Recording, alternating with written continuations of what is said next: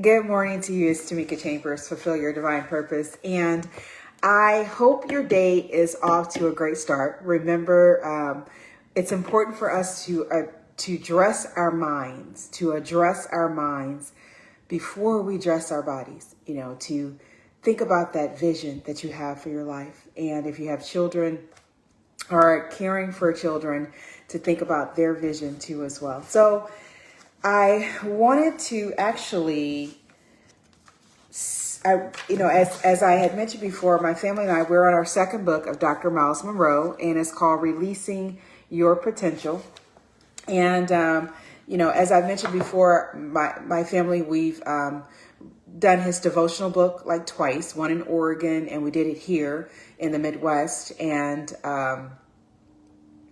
we found out about their books. I wanted us to read a book. I wanted us to read some empowering book. We've read Norman Vincent Peale's The Power of Positive Thinking.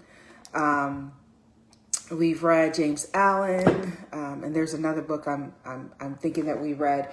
But this one, we decided to go ahead and read the 3 books in dealing with potential, aka purpose, right? So our potential, our purpose, what we're here to do, as I've mentioned before, and as I agree with many, Dr. Miles Monroe, Louise Hay, Dr. Wayne Dyer, the list goes on, Jesus, Yeshua, that our lives have meaning and purpose. We are here for a divine purpose. We have gifts inside of us, abilities, talents, and believe it or not, all of that is supposed to intermingle with our experiences. And it's the healthy perspective of our experiences that everything happens for a reason. And I know sometimes, that's a hard thing for a lot of people to grasp, but know that the universe loves you. The creator, our creator, loves you, wants the best for you. You're here to be a microcosm of him in creating life, in creating purpose and vision, and we're co-creators. So our lives have a plan, even though it may seem like there's chaos, everything that we experience, and just really hitting that in my 40s, my late 40s, everything that we experience. And I thought that as a child, but then you go through this, I think this time span, we have to call it something. We're in your 20s, your 30s, and you're like, what the heck? What is this? And then you start to realize what you learned as a child, or what you know deep in your spirit, that the universe, the God, our creator, loves us, and that we are here to represent him, to represent the truth. And that we create things based on our mind, our perception. So these experiences that we have are not here to make us bitter, but they're here to bring out the best in us, right? They're here, we're able to see through life what we don't want, and to change our navigational system, our mind, to what we do want.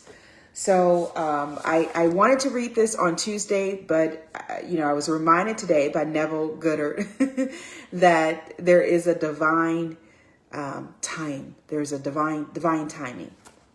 So this is on page 41 in the book, and it's actually the expanded edition, which includes the study guide. This time we're not doing the study guide as a family, but we are doing it individually.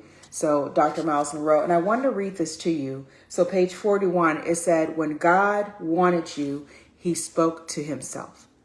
How powerful is that you are made in the image of your creator, that you have the power to co-create your life, that you have the power to change how you perceive your life. And so some other things that I read today, and I won't read you the whole book. I don't know. I don't want to spoil things, but I do want to give you something to think about, because, as we, the post-COVID period, and you have rising prices, you have businesses that are closing, you have businesses that are opening. I think about James Allen and him writing the book As a Man Thinketh during a hard time, and how well it did, and how well the message was received, that Sometimes things happen, I think, to make our soil even fertile so that we cling to our Creator instead of our experiences, because the experiences are unstable. So if you cling to people, if you cling to experiences, what are you really holding on to? But if you cling to the all-powerful, all-knowing, what I thought as a child, there is something out there that knows the right way, that knows what I'm supposed to do, that, just knows the right way to get things done without experiencing a lot of complications, that will just talk to me and listen to me. So there is divine timing. There is a right time for everything. You must know your source. These are keys to releasing your potential, which I think are so important and basically reminds me, and remember what I say to you, I say to myself. That's the great thing about sharing truths, sharing wisdom, sharing insight, is that you can, whatever you teach, even as a parent, whatever we teach, we teach who we are, right? In that state of being. That's what I say. In that state of being, whatever state we may be in, we teach who we are. And then whatever we teach, we confirm it in ourselves. So we're not only teaching the next generation, reminding them of whatever we're trying to remind them. We're trying to remind them of pain, and we're trying to remind them of love. But whatever we're sending out there, that we continue to reinforce in ourselves. So keys to releasing your potential. Number one, you must know your source. And I remember I said, it's not about what you call this source. It's about what you believe. Do you believe in good, or do you believe in evil? Do you believe in enlightenment and consciousness? Do you believe in unconscious living and sleeping? Do you believe that every life has a purpose? Because what you believe ultimately plays a role in how you treat others. You must not, number two, you must understand how you were designed to function. That we can, and that's one of the things that I said when I was in ICU.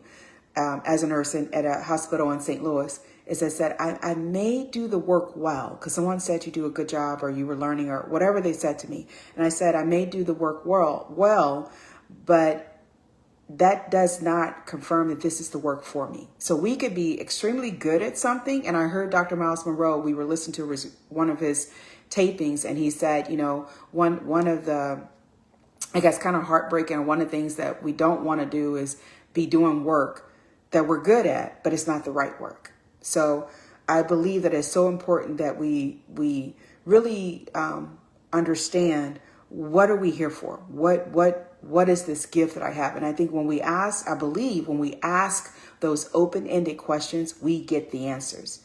Number three, you must know your purpose. That builds on that previous one. Understand how you were meant to function and know your purpose. Know that you are wonderfully and fearfully made. When I say wonderfully, meaning you're made in the creator of God, what I grew up. You're made in his image. So you have powers. When the Course of Miracles say that we are afraid of our powers, we are so powerful, but we're afraid of it. We have powers to create. And much of that is with the mind. When you think about the law of attraction, all of that, when you think about Jesus in the Bible, Yeshua in the Bible, and, creating much out of little. We have the power to do that. We have the power to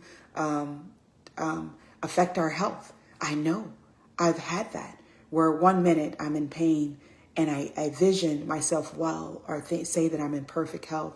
And next thing you know, it happens. Now, why it doesn't happen automatically for everyone, why it doesn't happen every time, that's not for me. What it is for me to understand is the power of faith and the power of belief. So number four, you must understand your resources. Because, fearfully, when I say fearfully in knowing what you would go through, but wonderfully in knowing that you could transcend those experiences. You must understand your resources. Know that there's a Bible verse in there, but it says whatever God has created, he has supplied for. And it's often a change in our thoughts, knowing that, and I've said that, and I've done that, and I didn't realize that, that this is what I was getting to. Is that I said, I've said to my mother, I've said to my brothers, I've said to myself, if I desire it, it must be available. It must be here. And I'll search, and then I find, and whatever you seek, you will find, right? Number 5, you must have the right environment. So important. How do you expect seeds to grow if they're in a rocky environment? If the soil is not rich, if there's not plenty of sunlight, light, word, nourishment. I talk about this in Healing from the Inside Out, one of the manuscripts I've written, as well as in my memoir, Compass, one of the manuscripts that I've written too as well. But creating the right environment, I think about our children, and what, creating the right environment for them to nourish. They really had a hard time when they went, and you could tell they were trying to cope with it. But when they went to public school this last time, it really put a damper on them. And I know it. And one of the first classes they had in Acellus online was social emotional. That was an option for us to do. And the teacher, I just jotted her name, but she was so calm, so down to earth. And she explained it so well. That my children just, you could tell they were thriving. I am looking for it. Teacher at Acellus. You could probably Google it. But I just found it not too long ago. And it's going to come up, Paget Monet, Pajetmonet. Awesome. When I listened to her, I was like, I felt kindred. I felt like she's on the same page. I resonated with how she spoke. You must work out your potential. That is the work. Faith without works, right? So we have to keep working, but we're not working out of desperation. We're working out of inspiration. We're working out of expectancy, that we expect that whatever it is that we are working on will eventually harvest. We'll see that harvest. We'll see those seeds flourish. We'll see that. And we must have faith and believe that we are here for divine reasons. I am here clothed in this human clothing, my hair, my eyebrows, my nose, my mouth, my skin color. We are clothed in this for a reason. And one of the things I say in one of my poems is that, everything, my nose, my face was created so that I may be representing the true nature of our Creator. There are no boundaries in skin color, no boundaries in culture, no boundaries in race, no boundary in religion, no boundaries in your environment and who your ancestors were. There are no boundaries. You have the right, you deserve to do the work that you're here to do. Don't let anybody tell you differently. Your dream is your dream. You can listen and ask for truth and revamp whatever you need to do. But know that when you are ready to receive, oh my gosh, may the windows of heaven open up for you. May you receive full blessings and ask for clarity on what it is that you are here to do. And know that whatever you ask, you shall receive. Whatever you seek, you shall find. And knocking on that door will open for you. So we're here to help remind people of who they are. Everyone is your teacher. I love that. I don't know who said it, but it's in Florence Shen book, that no person is your enemy, no person is your friend, but everyone is your teacher. They are here. Even the obstacles that you see, Neville Goddard, the obstacles. And I just remember saying that these obstacles are stepping stones. The perceived obstacles are stepping stones, and it's to refine us and to make us help us to be ready for what is to come. Because I believe character is so important, and it is our character that helps us to really fine tune and do the work that we're here to do in the way that it is meant to be done. I'll talk to you guys soon. I do have my newsletter, Notes on Life, Empowering You to Be You. I will put that in try to put it in this broadcast or this podcast, not podcast, in this live session. And it's just another week. I thought just another day during the week just to provide some inspiration. It wasn't Tuesday, but again, divine timing. And I also do my podcast try to do at least twice a week on Wednesdays where we're sowing seeds. sowing the seeds to the next generation, the life that we want, the life that we're here to live, and also to healing from the inside out. Again, that deals with character, that deals with not letting experiences define you. That they're lessons within them that you are supposed to take out, the treasures, and take them onto your journey so you can use them for those bigger experiences, those bigger levels. And you've already gone through this, and this is what I have, like a stone that you're putting in the wall, and the wall is opening for you because you have learned your lesson. So I will talk to you soon. Take care of yourself. Make this lifetime great, because no matter what happened, not here to minimize whatever you have gone through, but know that your life has meaning. You are not a mistake. No matter what happened, you are here today for a reason. That one change of thought can change the path that you are on, can enlighten it, and could help remind you of why you are here. All right, talk to you guys soon and give you the tools to do the work that you're here to do.